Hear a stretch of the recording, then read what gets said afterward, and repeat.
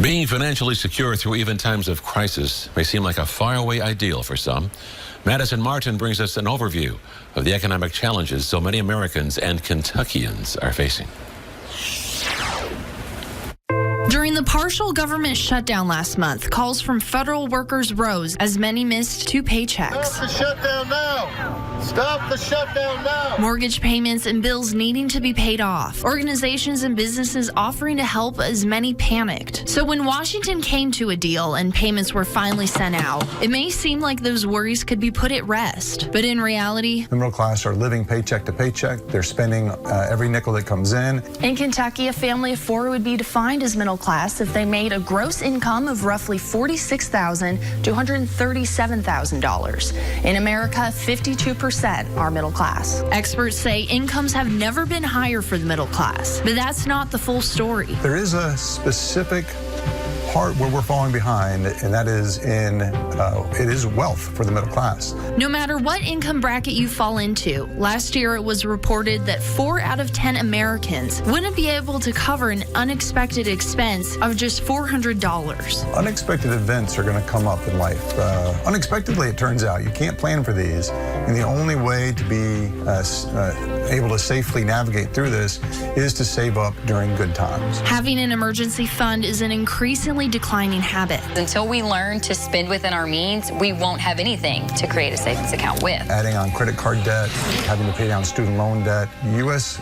median incomes are up for the middle class, but savings rates are not. Experts say it's a far cry from the economic pressures from decades ago during the Great Depression. They went through such an intense economic crisis that a whole entire generation responded. And they responded in a way where they became incredibly frugal. It's not going to go well for middle class households who on a day-to-day basis don't find a way to prioritize spending and prioritize at least 10% of their income into savings. A change in the way people budget needs to happen for many Americans, they say. There does need to be a cultural reset on expectations. What should we expect a middle-class person to afford? The explanation sounds simple enough, but in action it can be a challenge or even a struggle. That's why we're looking at what it takes for some people in our area to make it through, along with looking at ways on how you can increase your own financial independence. Reporting for 13 News, I'm Madison Martin.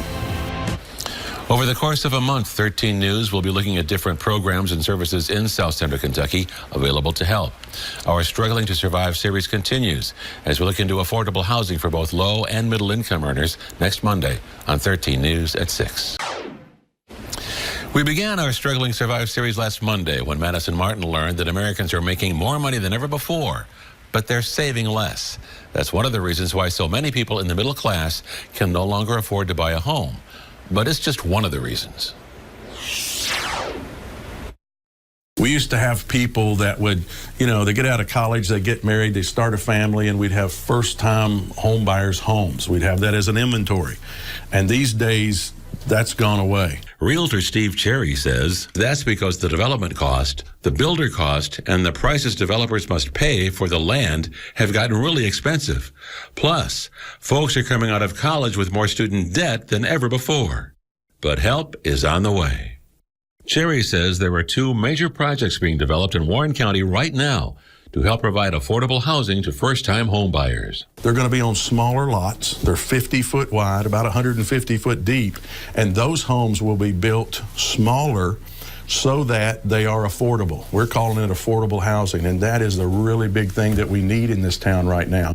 One of those developments is right here on McClellan Road, just off Nashville Road, where about 52 lots are going in. And the other is here on Plano Road, just off Scottsville Road, where they're creating around 236 new home sites. And when somebody buys that first new house, it just triggers other things to happen on up the line. So we've got to have the starter home in order to move people on up the line and make the market what it really needs to be. So that's a start, but a recent survey by Career Builder shows almost 8 out of 10 American workers say they live paycheck to make ends meet. And many members of the middle class may not realize just how close they may be to being homeless. One little injury, one little car breakdown could put a family with children in a shelter, or if there's not room in a shelter, in their car. Can you imagine doing your homework in your car? Kelly Violi recently moved into a home through the Housing Authority of Bowling Green. It has been a struggle. It has not been fun. It has not been pretty. It has nearly broken me, you know. But there have been some amazing people here at the Housing Authority. Kelly made it, but right now, millions of middle-class Americans are struggling to survive. So will there be a home in their future? If we can get some brand new construction on the market in the $175,000 to $200,000 range, that's really the hole that we're going to fill. So although they may have to settle for a smaller house on a smaller lot than they wanted, there are ways for members of the middle class to become homeowners at a lower cost than you thought. Parents always want their children to have more than they had growing up. But after rent and bills are paid, there's not always a lot left. According to The Foundry, a 10-month preschool program can cost $4,000 per child. As we continue our series, Struggling to Survive, Lauren Hansen takes a look at the next generation and how The Foundry provides free schooling to 55 students who need it the most. If you're happy and you know it, roar out loud. Giving children the building blocks they need to succeed is the goal of The Foundry as they strive to break generational poverty through education. When he came in, he really didn't know many of his colors. He really didn't know how to count very much. Keosha Owen's son AJ is 4 years old and her second child to attend The Foundry.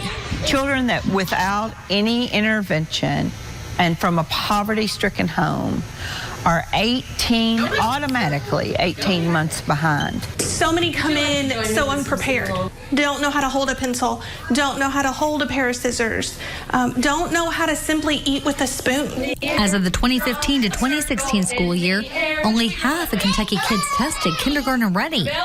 In the west side of Bowling Green, the numbers are even lower. On this part of town, 74% of them are testing not ready. The Foundry is also helping the parents.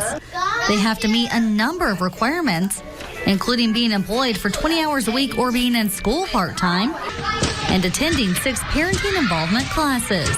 You learn about rent. You learn about insurance. You know, it's different things that they provide. I want to see you become engrossed in what your child is doing. If you feel like you're all alone in the world, you can come here and ask Miss Susan, hey, you know, I have a question, and she will figure it out. As the children and parents work to build a better future, those with The Foundry hope they feel the investment. You're happy and you know it, jump up and down. As they move on to kindergarten and beyond. It not only changes a child, it changes a family, changes a neighborhood, it changes a community, it changes a generation. In the air, in the air.